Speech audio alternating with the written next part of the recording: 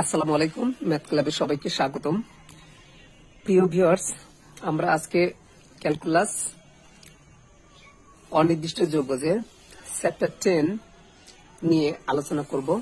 তো এখানে কিছু অনির্দিষ্ট যৌগজ বা অনির্দিষ্ট ইন্টিগ্রেশন রয়েছে। আমরা উদাহরণ 3 নিয়ে আলোচনা করব। এখানে tan x ডিভাইডেড কত cot x dx রয়েছে। এখন আমরা উপরে যে tan x টা ছিল সেই tan x টা আমরা তাই লিখব। তারপরে থাকবে 1 by cot x থাকবে।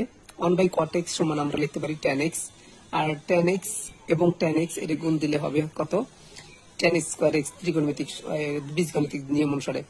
আবার tan স্কয়ারের ত্রিকোণমিতিক সূত্র আমরা জানি কত sec স্কয়ার মাইনাস 1। ব্র্যাকেটের মধ্যে একাধিক পদ থাকলে প্রত্যেকটা পদেরই ইন্টিগ্রেশন করতে হবে। তাহলে sec স্কয়ারের ইন্টিগ্রেশন আমরা জানি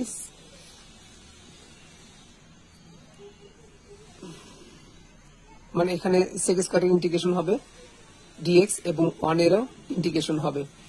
sec স্কয়ারের ইন্টিগ্রেশন আমরা জানি sec স্কয়ারের ইন্টিগ্রেশন কত tan x এবং মাইনাস আছে মাইনাস, আর 1 এর ইন্টিগ্রেশন আমরা জানি x, তারপরে প্লাস ধ্রুব সংখ্যা c।